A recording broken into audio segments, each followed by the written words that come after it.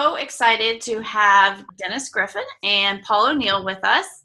I'm going to let them both introduce themselves tonight. They are two highly respected educators, and we are so lucky to have them and the topic that they are talking about tonight. So I'm going to pass it straight over to them very quickly and let them introduce themselves and share tonight their topic. Thank you guys for both being here with us tonight. Welcome. We're glad to be here, Jodie. Thank you for giving us this opportunity. Hello, everyone. I am Dennis Griffin. I am an elementary principal in the often cold state of Wisconsin. However, spring has graciously showed the sunshine that we needed to have great recess time. And we're really looking forward to talking to you tonight about without conflict, there can be no leadership. But first, I want to introduce my main man, Thor. All right, everybody. I am ready to rock, and I hope you guys are as well. My name is Paul O'Neill, and I'm an educational game leader from the state of New Jersey, of PLN 365, and extender of educational conversations. My official title is the Supervisor of Special Education and World Language at Lacey Township School District in New Jersey. Super excited about the topic tonight. Jodie and Dennis, thank you so much for having me on. All right. And I'll go ahead and get it started off. 4 years ago, this life-changing moment happened for me. I had finished my administrative classes and I received my first principal job. I went straight from the classroom to being a principal. And I'm like, wow, this is exciting. And then I became a principal. And honestly, I was new. I didn't really know a lot, but I had this big vision. I had these great ideas. And I thought that just because I had these great ideas, I thought everybody shared these great ideas. And then we started to have conversations. And this is, as I reflect back, happened throughout all schools. Even when I was a teacher, you have different perspectives. You have differences of opinion. And one of the greatest strengths that allowed me to aspire to be an administrator was that I started to see the big picture. Everybody doesn't always see that huge picture and how to navigate that road to achieve that goal. But once I started down that path, I realized my greatest strength, my ability to take care of what was going on in my classroom to help kids succeed, was also my greatest weakness now, because it was no longer about me delivering this plan, helping everybody move along. I needed the team to come together. And that was where I started to have a lot of conversations. And I'll let Paul chime in, and then we're going to talk about some of the conflict pieces that you will engage in leadership. Wow, that's some great stuff to consume there. And I think back of times when I've been a leader, whether that be in private business. I own my own business for 5 years, a live entertainment showcase company. So that was a lot of fun and learned to lead in ways outside of education. Last year in September 2016, I officially accepted the position as the supervisor that I currently hold right now.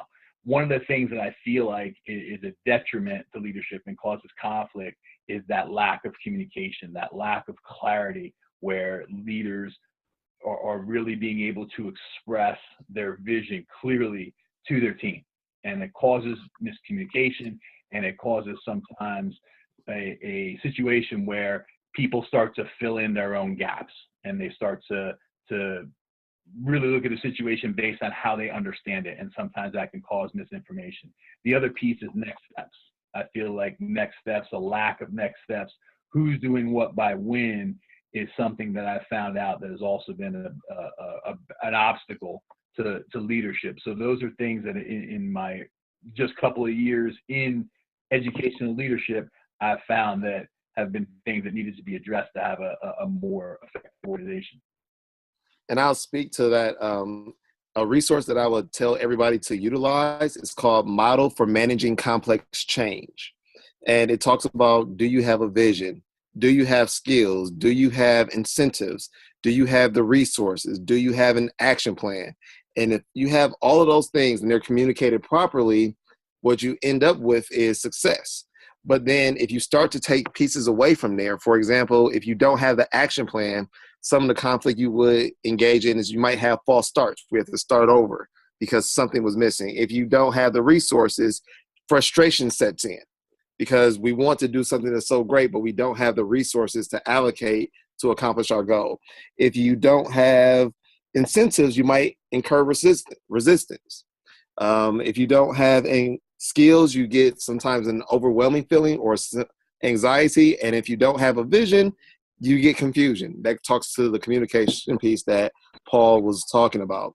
I got this from my doctoral class, and every time we're looking at making some type of a change within our organization, we always try to look at this and say, do we have these pieces to help support it?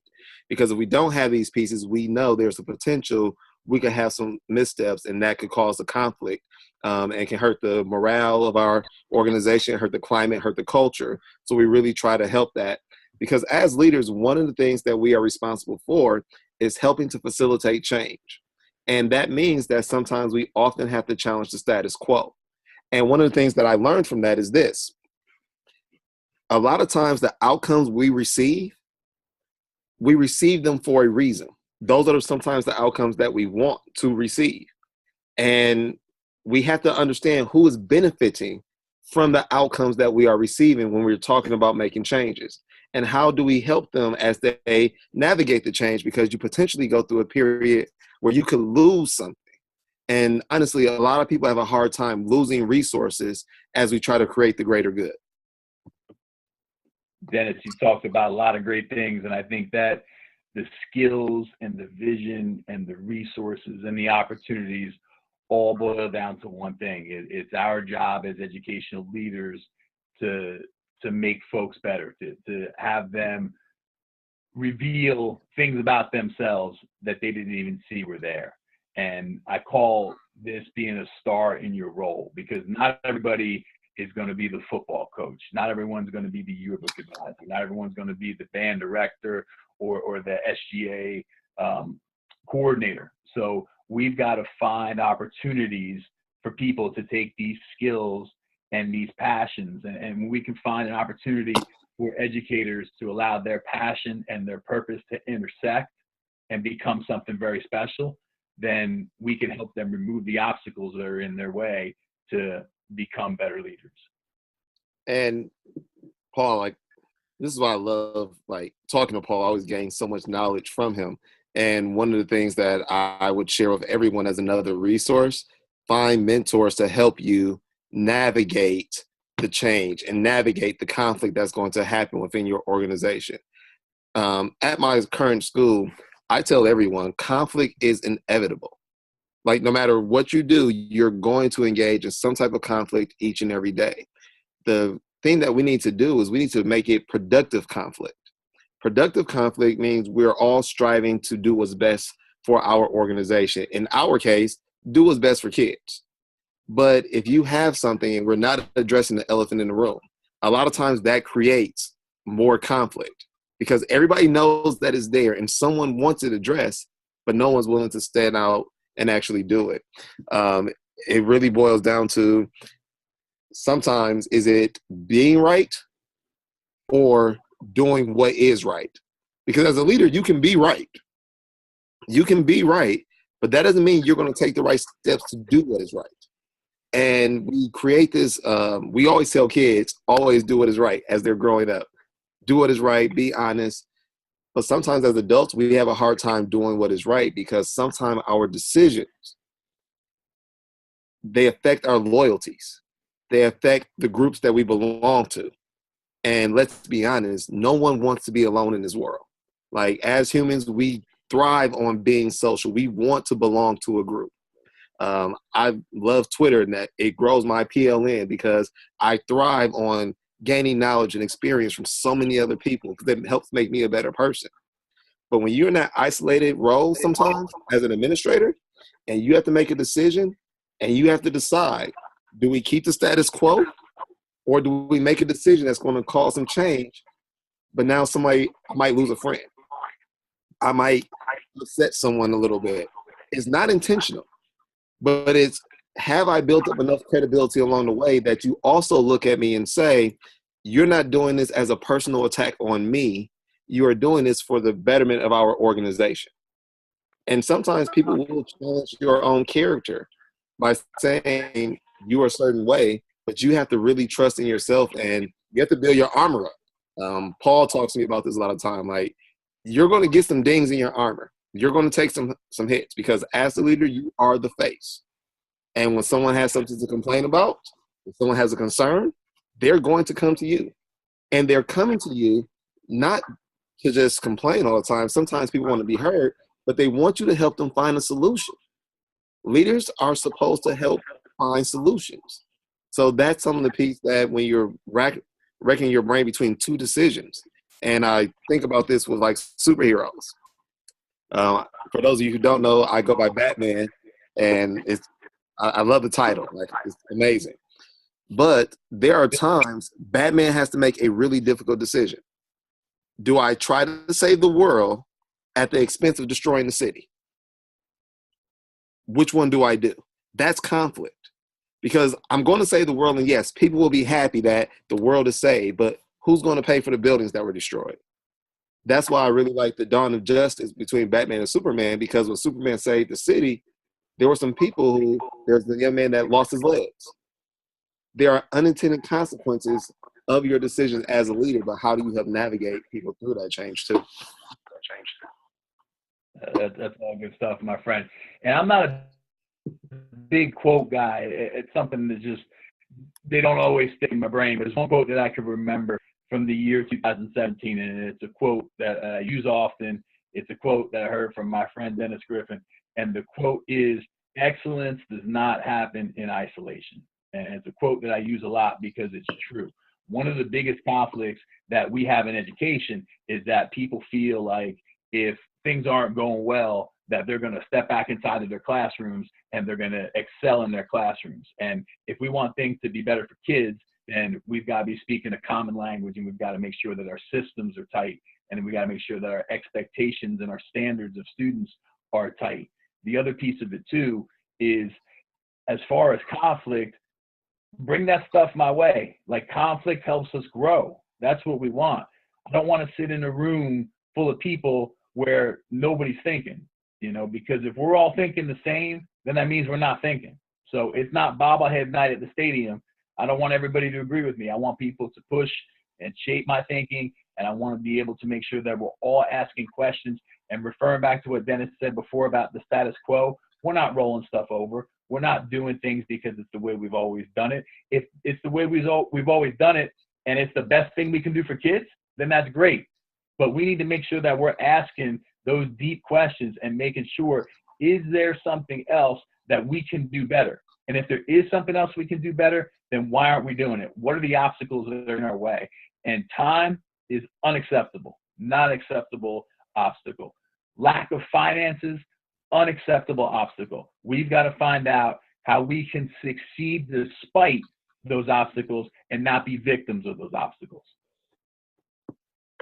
I don't even know what else to say after that, because Paul really strikes a chord with me. Every day I think about, as a leader, and this is the same way I thought as a teacher, I have the power to impact a life. I have the power to change the trajectory of a young man or a young woman in my classroom by just believing in them. Now, in order for me to do that, there might be some obstacles I have to jump over, but I think it's worth it at the end of the day. I've had kids come back and talk to me about how successful they are and how they're going to college and how they're raising their families. That means a lot to me. I would rather engage in that type of conflict when they were younger in trying to build really strong teams around them and trying to build a system of education that gives them the opportunity to aspire to be dream beyond their wildest imaginations, than to create an environment where I know they can only choose between 3 opportunities in their life when the world is so vast. And a lot of times in education, as Paul was talking about the isolation piece, we put education in this box of K-12. Well, education extends beyond that. And how are we getting our kids prepared to go out into this world and engage? And one of the things that we have to do, and this is one of the books that I read that really helped me, Building Teams, The 5 Dysfunctions of a Team. I would encourage every leader to read this book, because it really helped me navigate, like, in order to have strong teams, like Paul said, you have to have trust. Because if you don't have trust, if I can't trust when we're sitting down at this table, you're going to be able to say to me exactly what you're thinking. We're never going to be able to accomplish anything. Because you might have the nugget that can completely change the direction our organization is going. Another great book I would encourage all leaders to look into is The Practice of Adaptive Leadership.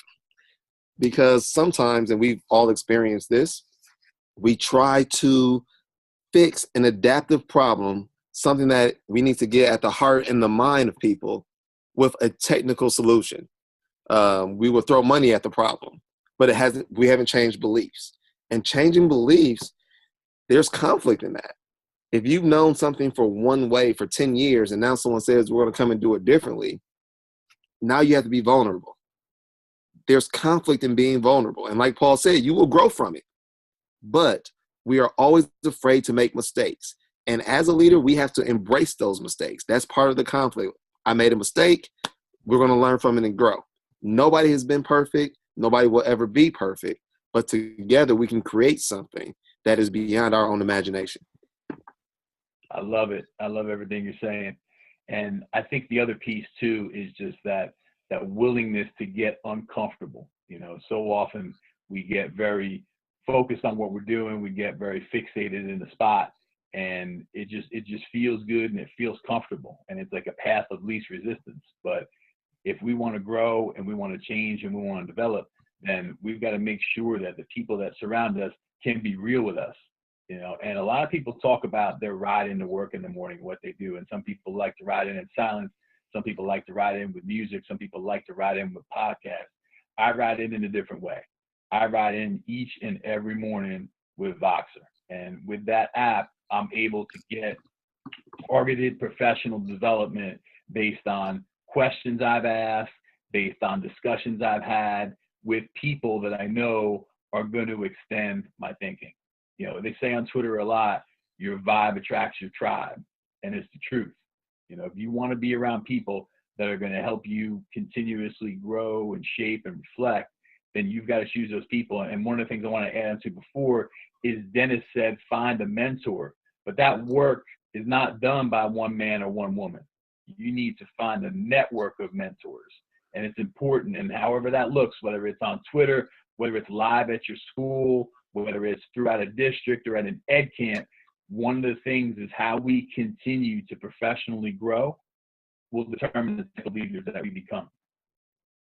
And one of my mentors made this comment to me when I accepted my first principal job. And he said to me, you're going to hear a lot of things about leadership right now. People are going to give you opinions about what you should do. Go in and get to know everything. It takes time. He said, you're going to hear all of that. He said, but I also want to tell you this. What you ignore, you validate. And that always stuck with me. Because if you go into an organization and you see something that is wrong and you don't say something about it, how can you come back 2 months later and then try to say something about it when you saw it and it was wrong? And I'm not saying you go out and you try to tackle every single thing. I'm not saying that. But this, once again, goes into that internal conflict of you have to know what your value system is and where's that line in the sand saying this is what we're about. This is what I'm willing to lay on the sword for. Because you will also experience loss. You will also have some sleepless nights as a leader. Like, I just really want to let everybody know this because I was caught off guard a little bit. I was like, wait a minute, like, why does this hurt so much? Why does it feel like people don't like me? Because we want to be liked. But at the same time, if I have to choose between being liked and doing what's really best for kids, doing what's best for kids is going to get my 100% vote of confidence to anybody that's being leader. Because sometimes people don't have all the information, but all you can do is trust your character, operate with integrity, and be as transparent as you possibly can to help build these strong enough teams and systems so people understand you're really advocating for the group and their success and not just your own success. Dennis, I love it. That quote you opened up with is so powerful. I think you should put it right on the side in the notes. while I give a shout out to Nicole Morris. Nicole, we see you over there. Thank you so much for joining us tonight. Nicole, tell us about yourself. Where are you from? What do you do? I just saw that Jodie tweeted this, so I'm joining a little late. Sorry. I didn't realize it was happening tonight. I'm sitting on the couch with my 3-year-old Ben, so he might be waving in a couple times. Cool. I am a first-year principal in West Virginia, in Hampshire County. Awesome. Which is in the eastern panhandle of West Virginia, sitting between Maryland and Virginia. So very cool. How's the first year been? It's been crazy. We have 25 days left, which I just realized the other day how close we were getting. But I have 2 small schools, so yeah. So it's been good. Hi. Hello. Hi, everybody. Welcome aboard. Welcome aboard. Well, we you see Lisa there. Hi, Lisa. We got somebody else. Well, Lisa Baz. Hey, Lisa, how are you? Lisa, tell us about yourself, where you're from, what do you do?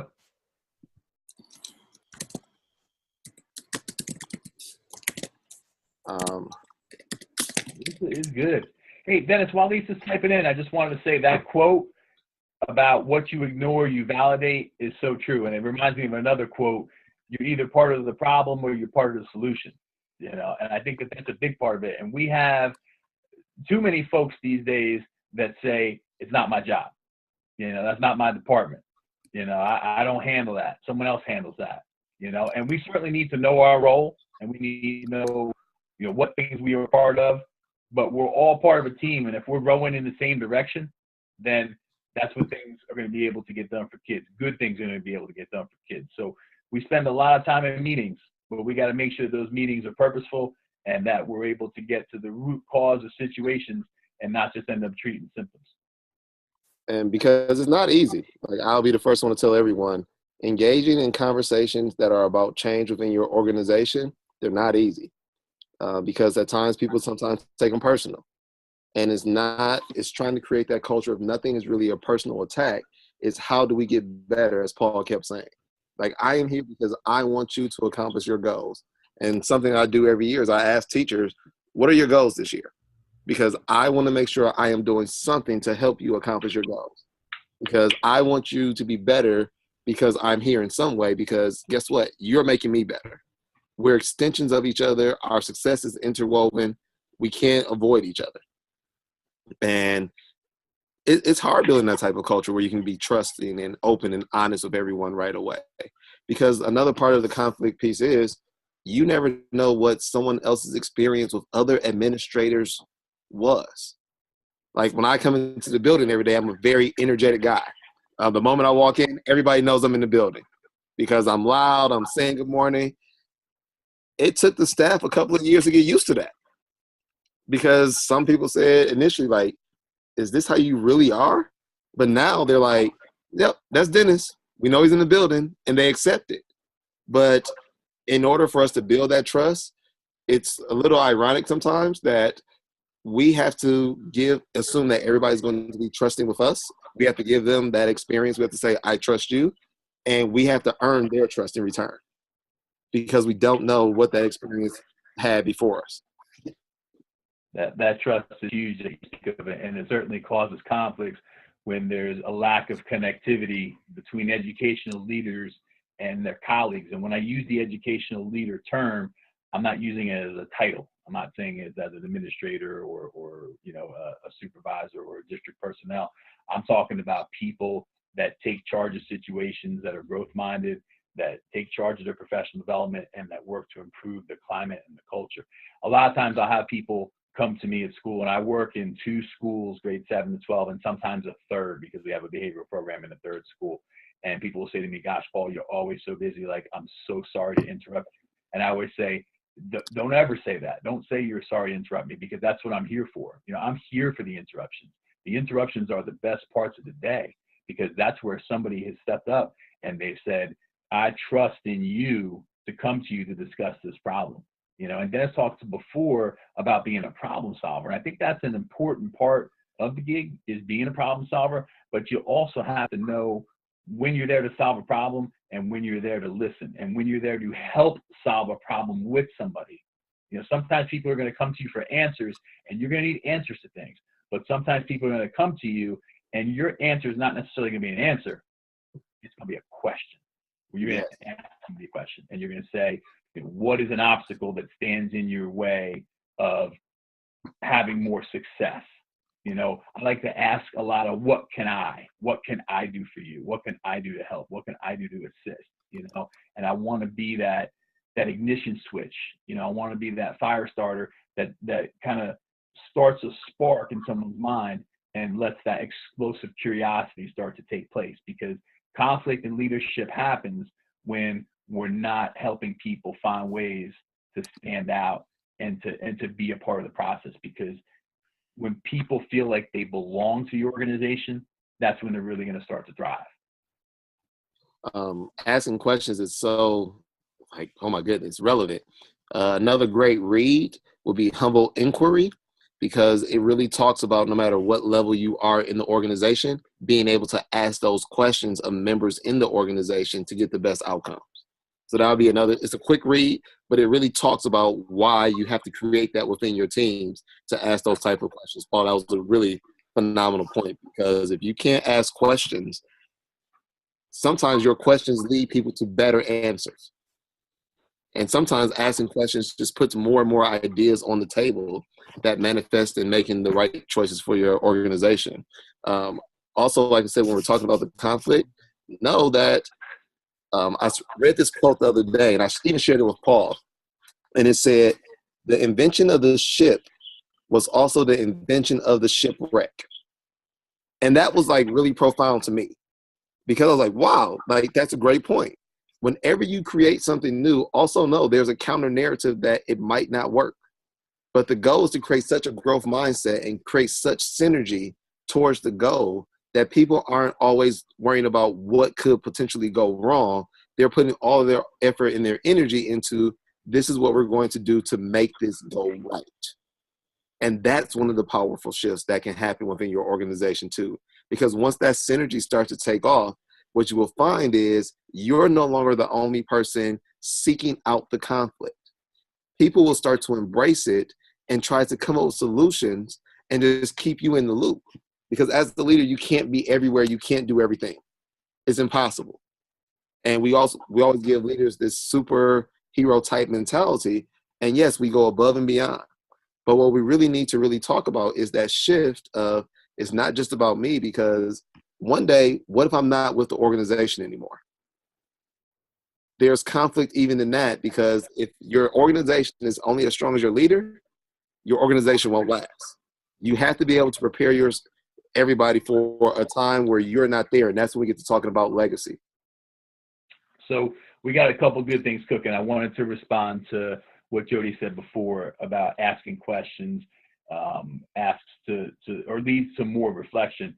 And I think that is so true. And I think when we insist upon that practice in our organization is when we see the best results. We talk a lot about, as educators, we want to see our students become lifelong learners. But you know what? If you're just going to be passionate about learning and passionate about the fact that you're a lifelong learner and talking to kids about, I'm a lifelong learner and here's the importance of it and you should be a lifelong learner, they're not going to buy it. They need to see the power of that reflection, and they need to see that in action. So we've got to make sure that not only our students, but also our colleagues understand that power and they look at reflection as part of the process, not something that we must fit in. If it's looked at as a standalone and that we've got to work it in, then that's a huge problem. And then the piece about Aaron talked about something that's a positive outcome, positive conflict, but then members of the group take it to negative levels. I'm talking leader, get it back under control. Dennis, if I could just add on, in my opinion, what I have found that's worked for me is cause. Root cause, determining that root cause is the most important thing. So what I'm looking for when things start to go negative is I want to slow the tape. I want to slow that meeting down. Sorry, let's break out some paper and pencil, or we'll go to our computers and let's talk about the 3 biggest barriers. or the three biggest obstacles that are prohibiting our growth.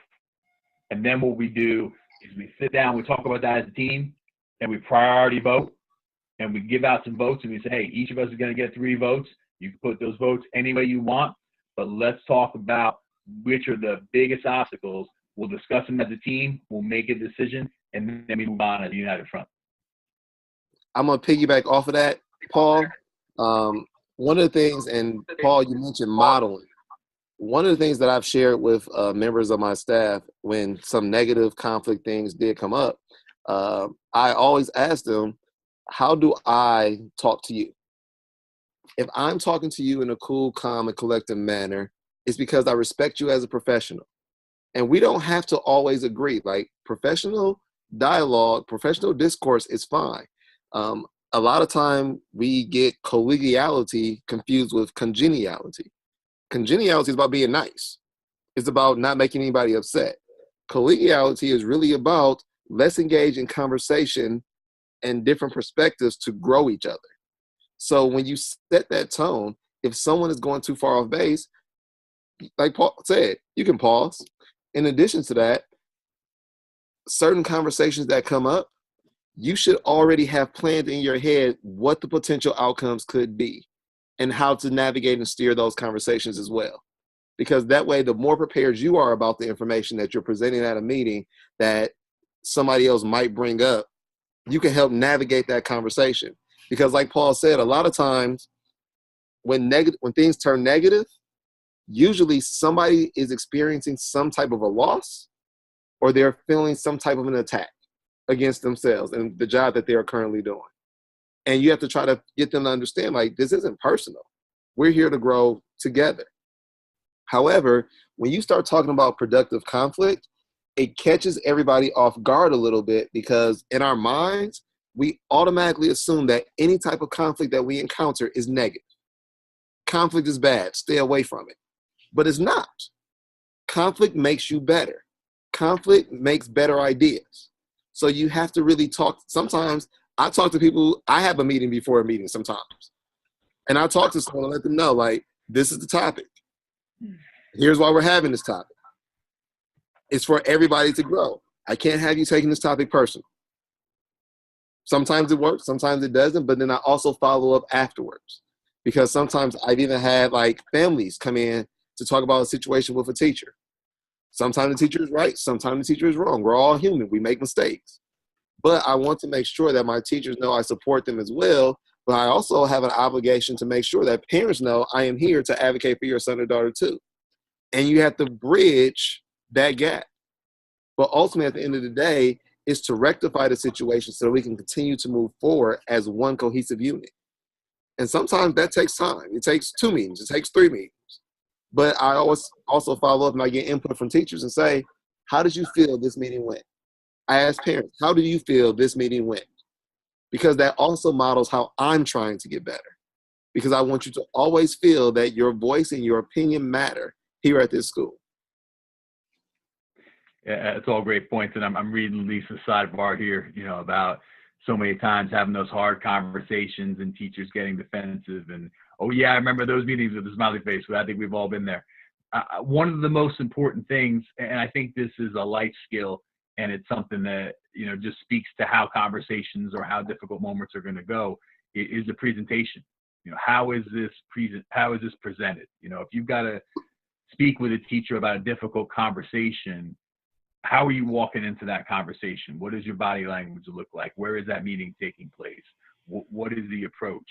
Are you saying a student said this happened, or are you saying it was reported to me that this happened? Or I need to ask you a question about last Tuesday, something just came to my attention. How are you walking into that conversation? Because anybody's going to feel defensive when they're put on the spot, and anyone's going to feel defensive if they don't know where you're coming from. We talk a lot about leading from the heart, and we've got to realize that this is a people business. This is a people industry. So there's lots of feelings involved, so we've got to be delicate with that, because you never know what's going on in someone's lives. And we spend a lot of hours in the schoolhouse, but there's another side of life that's going on So we got to make sure that we're as understanding as possible and able to provide as much support as possible. And sometimes that support might need to be firm, but it also needs to be something reasonable where we help people. I always tell Paul, he drops the hammer. He doesn't drop mics. He drops the hammer. That right there is a hammer drop. And I'm saying that because we do have families. We often get into a culture of saying, good morning, how are you? And we say we're doing good and we keep going.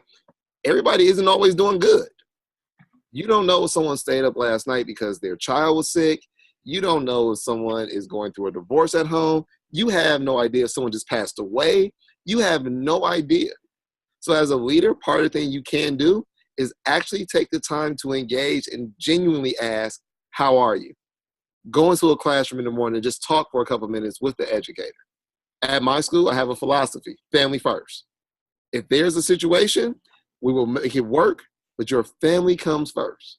I have to practice it a little bit more, but I really try to make sure that the teachers live it, and now they're holding me accountable and they're making me live it.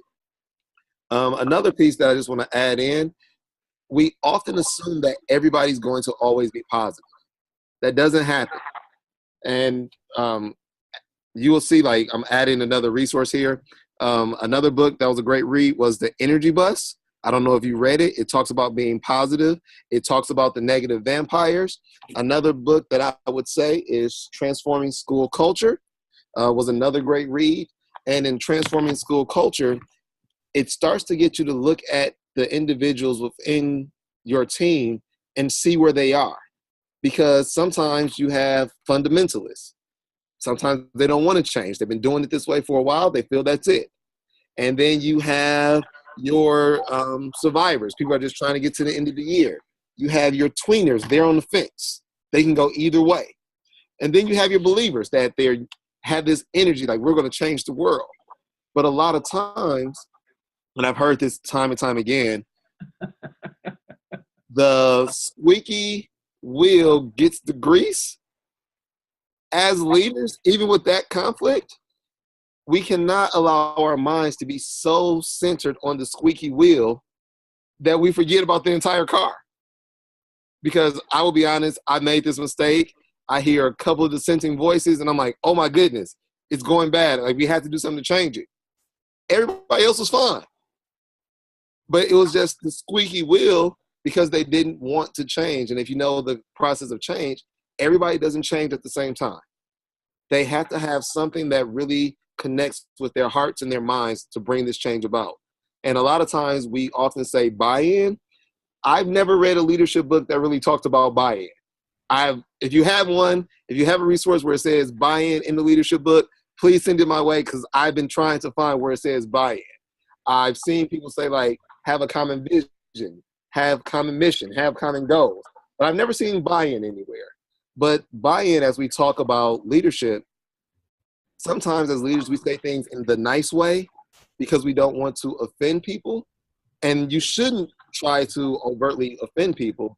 But there is a way where you have to deliver a message because ultimately you are responsible at the end of the day for the results that your school receives.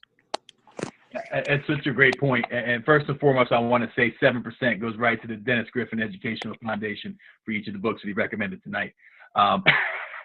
Great sidebar quotes there, guys. I love it. I love it. I love it. But on the real, one of the things that I think about when I'm walking down the halls is, what are people thinking when they see me? And I'm very conscious of that. And what I mean by that is this. I want to make sure that I'm an available, supportive resource so that when people see me, they're not just seeing me when there's a problem, but I'm not just coming to them when there's an issue or I have to talk to them about a parent complaint or I have to talk to them about a student issue. I want people to say, there's Paul O'Neill, he's a resource, or there's Paul O'Neill, we're about to have a conversation, we're about to have a great conversation, or we might be about to have a difficult conversation, but I know the place that it's coming from. And the place that it's coming from is a positive place, I think is hugely important. The other piece that I want to mention, Dennis, you finished up talking about some great things. You know, you finished up talking about, you know, being there for teachers and that sometimes we have to have a difficult conversation. And, you know, we say things in nice ways, but we try to keep people in mind, and we certainly do. There's no doubt about that. The mentality that I use is sometimes in a conversation, there's cycles. There might be cycles of emotion. There might be cycles of information that pass back and forth.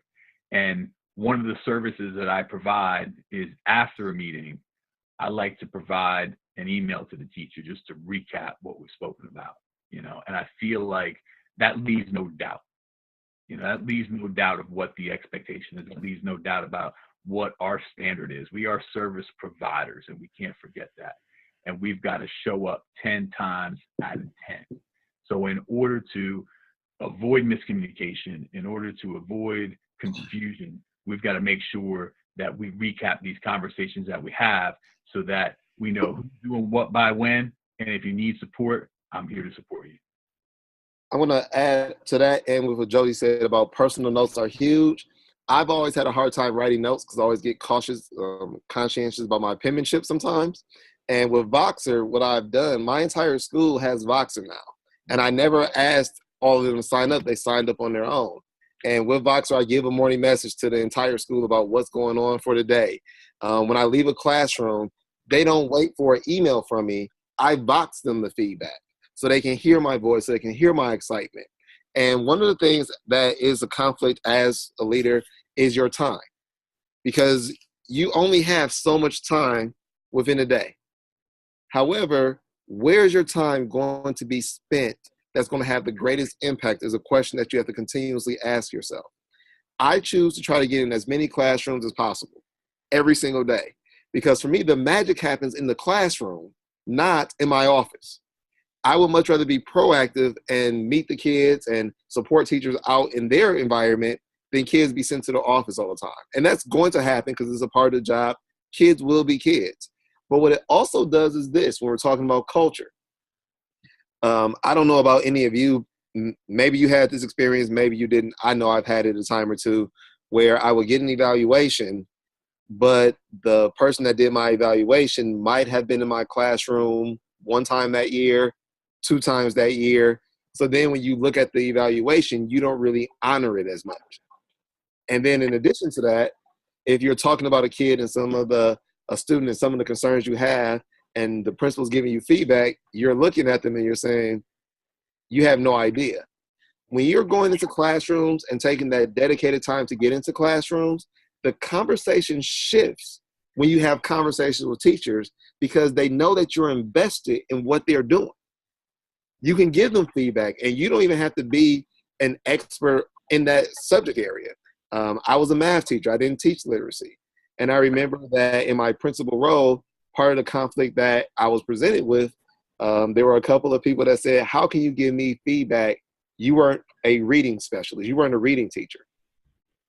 I would love to report that a couple of weeks ago, the same people that said that to me a few years ago told me how much they missed seeing me in their class because they hadn't seen me in a couple of weeks because of some other things that came up. Guess what I did the very next day? I made sure to make it into her classroom. It was an absolute. Like, that was a non-negotiable. No matter what was on my calendar that day, no matter what unintended consequences, no matter what unexpected adventures happened, I knew I was going to be in their classroom because that was them reaching out, enhancing our culture. Because, like I said, there was a time where people would say, you didn't teach reading. Well, now it's shifting because they know that I study reading. They know that I sit next to them and I learn. They know that I ask questions with them and that they teach me. So we teach each other. And that's the power of that that you engage in when you're really able to engage in conflict as a leader. You learn. I read a lot. That's where I gain a lot of my advantage is I read a lot. I know Paul reads a lot. I know all of you read a lot because I'm looking at what you're writing and you're saying you're adding these to your cart. And Amazon probably should connect with me because I am giving them out a lot of business after tonight. That's good stuff, my friend. Hey, I'm going to add to what you said about not understanding reading. I'm going to take it a different level. So the other piece, I'm a supervisor of special education. So that's the left side, and the right side is supervisor of world language. Now, I speak one language, and that's English. And I don't speak these foreign languages. So what happens when I'm in a German 4 class? How am I going to speak about German and give feedback about German? I'm not going to do that. That's not my job. That's not my responsibility. My responsibility is to be in there and to watch learning take place. I want to see what learning looks like. I want to see how the students interact with the teacher, how the teacher interacts with the students, but more importantly, I'm looking to see how the students interact with the students. And I feel like you're at a distinct advantage when you don't know the subject area, because then you can truly look at the subject as a learner. So if you don't know German 4, that's a great advantage. You're sitting there and you're going, okay, this guy's trying to teach this concept today. I'm looking at his lesson plans, and I want to see if his learning objectives match the learning activities, if they match the standards, if I'm able to learn something from this person. Now, the last piece I have to add on to that is how we value our process, I think, is a massive area for conflict and leadership. If we're looking at teacher observation, that's a massive problem. Like, that can't be where we are as educational leaders. We've got to look at teacher observations as one of the most important things we do. That's an instructional coaching session. And that instructional coaching session needs to be full of valuable, actionable feedback, not just something where we've got a bunch of sentence starters and we're copying and pasting, we're dropping stuff in, and we're giving 3s because 3s are easier than 2s or 4s. We've got to make sure that we've got the evidence to justify the ratings. But more importantly, when I talk about it, like, the kids look at their scores and they say, hey, I got 75 on something, so learning ends because they see the 75. But there's got to be something more to that 75. There's got to be some feedback. There's got to be some actionable takeaway that these kids can take away and say, hey, I did this very, very well, and I didn't do this very, very well. So I'm going to build upon these great skills and strengths that I have, and I'm going to focus on these ones that I don't have. And teacher observations really need to be looked at the same way. We've got to provide that type of feedback so that we can extend these educational conversations between both parties. And just piggybacking off of that, and Lisa, you made this point that sometimes administrators don't always give that feedback and don't always do those observations. And then when the new person comes in and they try to give feedback and observations, through the observations, everyone is shocked. Like, what do you mean I'm a 2? What do you mean I was only basic today in this area? And it's not about where you are, it's about where you're going.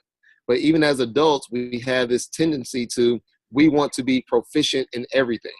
We want to be distinguished in everything. How does that tie into being a lifelong learner? And honestly, that's a part of the conflict that we have to start to model for our students as well.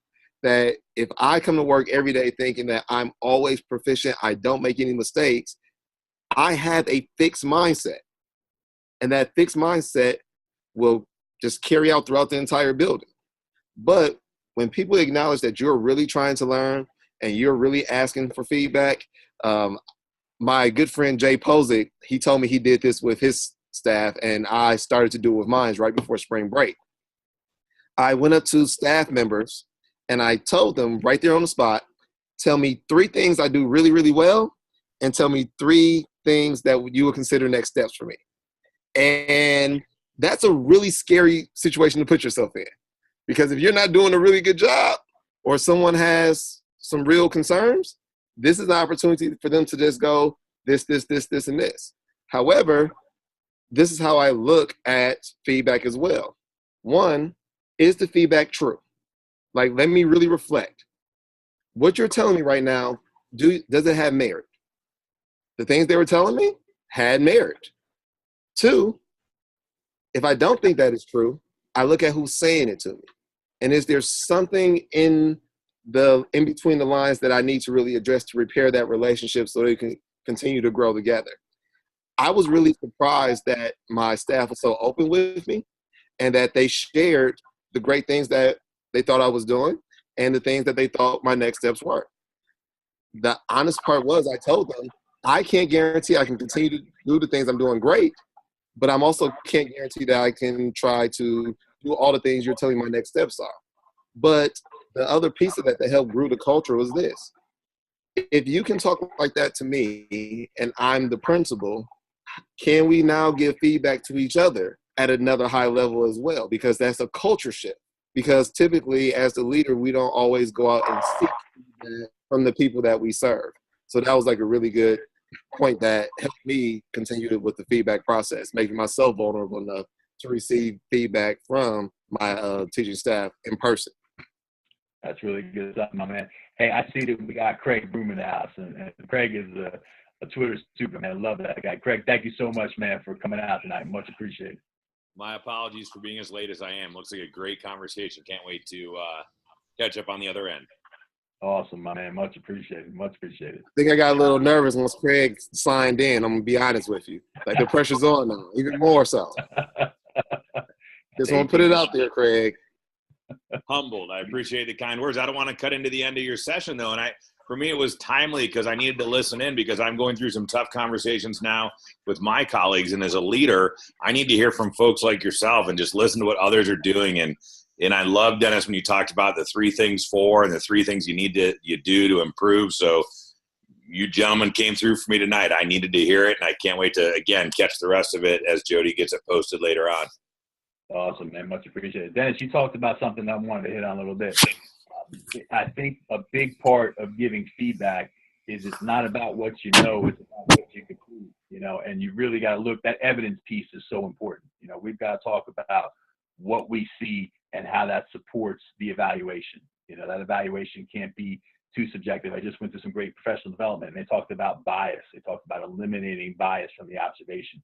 We've all got our teachers who do great things. We've all got our teachers that maybe did a great thing for us. Maybe it's someone we co-taught with. Maybe it's someone that, is related to a relative, but we're doing a disservice to people if we're not being authentic in our observations. And what I talk about, one of the most valuable sections that I use of the observation is the summary section. It's actually the last section of the observation in the Danielson system that we have. And what I do is I give 3 suggestions for future improvement. So I say, all right, we're going to take this good lesson that you had and make it great. We're going to take this great lesson you had and make it outstanding to amazing, whatever we want to call it, distinguished, efficient. What are some things that we can do? I try to be an extra set of eyes, an extra set of ears in the classroom, and I want to find ways that we could take this lesson to the next level. And I think when you're able to provide feedback like that, as opposed to, don't do this. I've had so many observations before where someone told me, like, the kids didn't do that, or this was lacking. And I would say, would you be able to provide me with an example so that I can try to make that fit my world? And sometimes the evaluator wasn't able to do that. So I didn't feel like that feedback was very good for me. I had an evaluator tell me one time that the teacher next door was too loud. And I said, well, you know what? Unfortunately, it's the month of May. We've grown very used to this teacher being very loud, but I'm not sure how that impacts my observation and how that I can use that feedback to become a better teacher or to improve my learning climate. Paul, that you are dropping so many hammers, and this is why I call you Thor, because Paul brings the lightning and the thunder all the time. One area that I had to get better at when I became an administrator was the actionable feedback, because I will always see people initially and say, you're doing a really good job, but I will leave it at that. And eventually someone came up to me one day and said, you always say we're doing a good job, but you never say what we're doing a good job at. And I didn't realize it until they said it to me. So then my mind shifted to always be very detailed about what I'm saying you're doing a good job in. Because when you say you're doing a great job, it's just a blanket statement. And a lot of times that leaves it up to my own interpretation about what a good job really is. And therefore, when you come and tell me something later that doesn't align with what I thought was a good job, there's a mismatch in communication. And another piece, we're talking about feedback. Another great plug for a book, Thanks for the Feedback, was a great book because it really talked about that feedback comes like in 3 forms. It comes in praise, it comes in coaching, and it comes in evaluation. And sometimes when we're engaging in a conversation with someone asks you, how did I do today? But you give them an evaluation spin, but they just wanted you to know if they did something great. They just wanted a little bit of praise. Sometimes you're trying to praise someone, but they wanted evaluation, or they wanted you to coach them up. So you have to understand exactly how is the receiver of the feedback taking your feedback. Because if they're not taking it the right way, it's wasted. And then and then you go back into the room, you're saying, I thought we just talked about this. Why is this still the same way? Well, one, they didn't really hear in the message that you were trying to send. They didn't internalize it, and they didn't make it a part of a paradigm shift within their own belief system that this is another way that I could try to experiment with that. And when you try to do those different things, then you start to see more of the cultural pieces that continue to go. But that is a part of the conflict process. What if our feedback does not align with the receiver? And how do we follow up with that? I try to go back in the next couple of days. I always try to find something that's going really well. I always try to find, like, here's the next step. And I have to admit, sometimes the lesson went so well, I just tell the person, today was just amazing. Like, I don't have a next step for you today, because sometimes you do have those days. And sometimes it's okay to tell everybody, you hit out the ballpark today. Like, that is okay. However, if you're telling somebody they hit out the ballpark every single day and they never have this area where this is where I can improve, we've also cultivated that mindset. So we have to make sure that because everybody's watching us. As leaders, everybody's watching your every single move. And they're looking to see, how did you handle this situation? Somebody came into the meeting late. Are you going to say anything? But this is the first time they came into the meeting late, and this person came into the meeting 5 times in a row late. Everybody's watching. And the other part about the conflict in leadership that's important, sometimes the conversations you have behind closed doors, someone else can go out and they can spin it any way they want. You can't say anything. And that's an integrity piece. Because the moment someone finds out that you are sharing what happened behind this closed door, Paul started the entire thing off talking about trust. Guess what? Doesn't matter. You don't have it anymore. And it's going to be really, really hard for you to get that back. Unless people really understand this was like a big mistake, this isn't your normal character, and they allow you some grace. But everybody is watching your moves because you dictate the culture. You don't create it on your own, but you help to set the trend of this is the way that we're going to go, because here's the bar. I need everybody to get to this bar. That's what my friend Ken Williams, Unfold the Soul, says all the time. There's plenty of room above the bar, but how do I help everybody get to this bar? That's part of my obligation. That's my moral imperative as we continue to help students be successful. You know what's funny, Dennis, is you call it a bar, I call it a water line. And I feel like it's a water line because we're either going to sink or we're going to swim. And sink is not an option. You know, I don't know of anybody that says, hey, I'm just going to sink. You know, I'm just going to let it drop. You know, everybody can at least doggy paddle, you know, and keep their nose above the water line. But I looked at something here before that I was reading about, and it talked about, you know, that all the teachers, they want feedback. You know, they want feedback. And I think Craig said it. This thing's starting to move a little bit. So they want feedback, and that piece is important. And it's the questions that you ask that will dictate the feedback that's given. And I think you start on a positive and you talk to teachers, especially those with fixed mindsets, and you talk about what's going well. Start there. And then the next question can be, well, how can we take something that's going well and make it better? You know, make it better than just well. And then the next step is what's not going so well. And then why? Why is it not going well? What are those obstacles that stand in your way? What are those barriers? Sometimes teachers struggle with the perception that they need permission to do something. You know, they look at curriculum as this linear concept, and they go, you know, I've got to get from here in September to here in June. And yes, there's truth to that. You know, we've got a starting point, we got an ending point. You know, and how much time we spend on certain things will depend on the needs of our learners. But the curriculum is just that. It's a roadmap. How we do it, the process, is so important. And when you talk about teachers with fixed mindsets, we've got to get to the root cause of why do they have a fixed mindset? You know, why? Let's take a teacher that's a packet teacher that teaches out of packets and worksheets. Like I have the saying, worksheets don't change lives. You know, there's nobody that's going to come to you, you know, 5 years later and go, hey, Mr. Griffin, that worksheet that you gave in March of 2018, that was amazing. That changed my life. So that's not going to happen. So since we know that that's not going to happen, then how are we going to make change? How are we going to impact kids? You know, and it goes back to the relationships. It goes back to understanding the needs of somebody, whether that's a teacher or that's a learner, and making sure that you have extended conversations over time. Those conversations will lead to growth. I'm going to, Aaron, you brought up a great point about what about the teacher that has the fixed mindset, and they don't, where is it at? They don't want like the feedback all the way.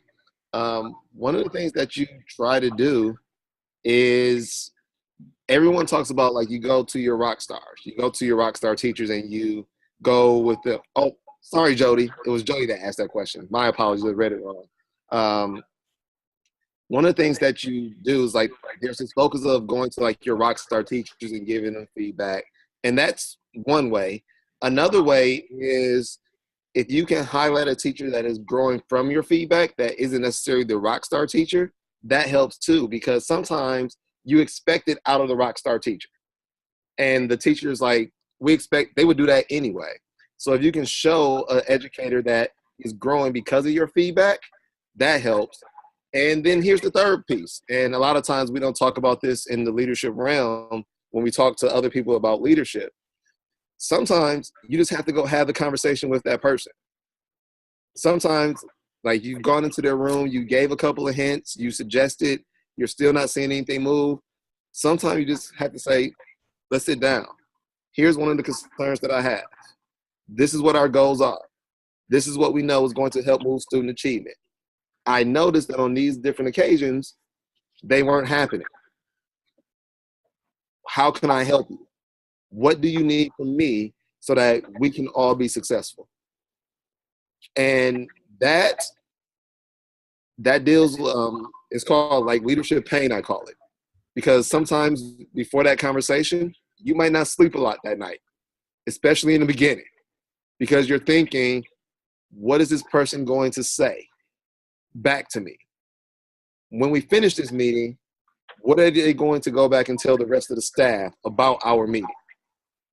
Are they going to say now that I'm picking on you because I'm in your room, but no one is aware that you have been in the room and they are not meeting the expectations that we all agreed upon?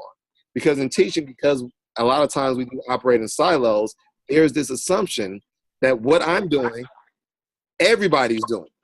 If I'm doing it, you have to be doing it too. But the reality is, the administrator who gets to walk in and out and gets to really see, they're like, we're light years apart.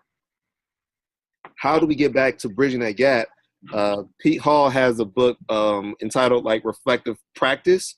It's one of my next reads. And he talks about how you can look at what stage or where the teacher capacity is and get feedback based off of that.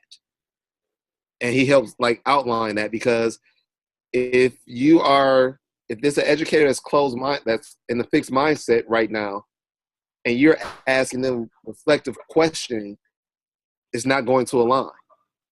It's going to be a mismatch, and then people will leave with frustration. But sometimes I might need to give, this is what I want to see the next time I come in your room. I will be there on this such and such a date. Then it's more of directive. But you don't want to always go that route. One of the things I take pride in is I never call myself the principal, and I never try to mandate anything. I really try to build within the team. If it gets to a point where I have to say, this is the way we have to do it because this is the way that we have to do it, that means I save those moments. I want those to be very, very few moments. Other than that, I really want to get consensus within the building as we develop distributive leadership throughout our building. Because that's another part of the conflict that happens. When you distribute leadership, someone might not do it the way that you were thinking, and you have to be okay with that. If you feel it's that important, then you should probably hold on to it. But the true power is giving people the opportunities to grow through this distributive leadership model. Because once people start knowing that you're investing in them, and you can always have follow-up conversations, tell me more about why you decided to go this way. Here's what I was thinking, but I love how it turned out. Would you do anything differently? It's like one of the most powerful questions we can always ask as leaders, because it's always seeking what's the next step. Because no matter what we do, we are always talking about continuous improvement. even if we have a phenomenal experience, there was something that happened we can do better. Something you might have noticed, something I might have missed. So as long as we start to embed this continuous improvement cycle, you start to get more and more of the educators that might be in a fixed mindset state of mind to come along on the journey too. Because one thing that I've learned, everybody wants to be a part of success. Like, they might doubt it at first. They might not want to go through the change at first. But when something is successful, all of a sudden everybody is supporting it. But they weren't there at the beginning. If you think about some of the organizations that participate in sports, when they're really, really bad, no one pays attention to them. But the moment they start to be successful, all of a sudden they're on prime time. They get the most retweets out all of a sudden. Players all of a sudden want to go and be a part of that organization. And that's how you continue to grow. Success fills everybody's cup because we want to be victorious at the end of the day. We're not victims, we're victors. And that's something that we always have to keep in mind. Another great point. And I think connectedness to culture is a big part of it. So think about our staff or think about our colleagues and think about how many folks have never had an opportunity to put their name on something, have never had an opportunity to have their voices heard. And that's another one that's root cause. That's another conflict to leadership, is how to overcome that fixed mindset with people that don't feel connected to a culture. You know, is a big piece. So how do we get those folks to feel comfortable sharing their skills and abilities? We've got to give them a voice. We've got to listen to them. We've got to develop a relationship with them. And continuous improvement, like Aaron said, it is a growth in the mindset. You know, so maximum potential, you know, it is because we feel like we want to put a label on something. That's why we live in a society where everything's a label.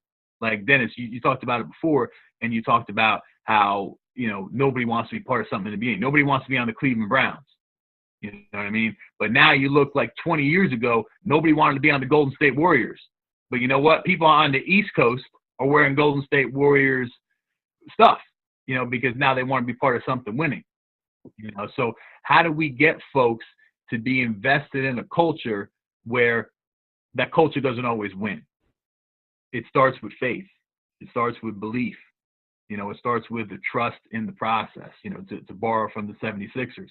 It's trust in that process that, you know, we may not always be right and we might not always be successful in what we do, but we're supportive and we're going to take another swing at it the next opportunity that we have. And that's like that risk-taking piece. Like, another part of the conflict is, how do you encourage people to take risks? Because no one wants to be a failure. But when you model, like, I tried something and it didn't go well, here we go. We can do different things time and time again. And when you support people through risk-taking, I tell everybody, let's put every possible idea on the table. My idea is not the best. If you have a better idea, let me know. Let's go for it. Because I want to support you. As a leader, my job is to make the vision become a reality. My job is to empower you to make that vision a reality. And if I have it within my power to make it come true, we're going to do everything in our power to do it. So that's part of the piece that really helps us grow as well. But also make sure it's calculated. Just don't do something just to do it. Does it align with the vision? Does it align with the goals? If it's not aligning with that, you should be able to have a conversation that's grounded in that to say, maybe not right now, but it's not off the table. We can come back to it at a later date. No doubt. And I want to go to one piece about that is the personal side of it. Again, feelings get involved, you know, and sometimes ideas get rejected. That doesn't mean that we're rejecting a person. It means that we're rejecting an idea, and we might be rejecting an idea at that time. So we've got to be very mindful of the fact that sometimes people let feelings get involved, and just because an idea is rejected doesn't mean that you shouldn't come back to the table with new ideas. And I told one of my staff members 3 years ago, he had this great idea about implementing like more student interest. At the moment, we just couldn't do it. But I told him, I said, I can't do it. We can't do it now. But I want you to come back and bring this up every single time we talk. 3 years later, guess what we're incorporating more into our school day? A Genius Hour. a time where students have more control over their interests. If he wouldn't have started this conversation 3 years ago, I can't say we would have that today. And it wasn't my idea, but I really, really enjoyed what he was talking about. Another big risk that we took is and this was conflict. We started to have educators record themselves teaching and share with other educators in the building. I thought that was going to be an easy thing. It wasn't at first. There is a lot of pushback around that, but as Paul was saying earlier, dig deeper and find out what the real resentment and pushback and resistance was. It was really more aligned with, I'm afraid that someone's going to judge me. So the very first thing that I did, I found one of my old videos from my first year of teaching, and I played it at our opening staff meeting. And I had every educator give me feedback on this video that was at least 10 years old. Tell me what you thought about me as an educator at that moment. And then something powerful happened. Certain things that I did in that video, I saw some of the educators take and start to implement in their classroom. And then when other teachers started to do things and they would see it, I saw educators keep taking and adding to their tool belts. And I started to share with the staff, here's the thing. You will never know what people are taking from you because people don't always go up and say, thank you for that tip. It really helped me. I'm using it now. But you have to just trust that what you're doing is aligning with someone, is helping make somebody better. And with that mentality, we've been able to collaborate a lot more because people now are just, it's a part of what we do. They expect it. Absolutely. Craig, before you go, you have any words of wisdom, sir? Well, gosh, if you ever meet me in person, you'll know that just like Twitter, I always have something to chime in on, and I try to make it educatable at that. So I just really, what resonates with both, to me, with what you guys are saying, it comes back to trust, relationships, knowing your people, being willing to take honest and critical feedback, allowing teachers to give that feedback in a safe environment. I mean, you guys are really hitting home all of the important pieces of just the dynamics of being in a trusting, caring environment where our end goal is what? To be there for kids, to help kids grow, and as teachers, to offer that support of just do it. Just go out there and run it. And we, as the leaders in the building, have to do a better job of being transparent, being honest, and sometimes it's going to hurt. Sometimes it's going to get uncomfortable. But at the end of the day, we're going to achieve that end result, growth. And that's what you guys keep hitting on tonight again and again, is growing, growing, growing. So loved hearing it. I needed to hear it. I'm going to let you keep running with it for a few more minutes. Jodie, you are an amazing leader, and what you're doing for educators all across the globe is powerful.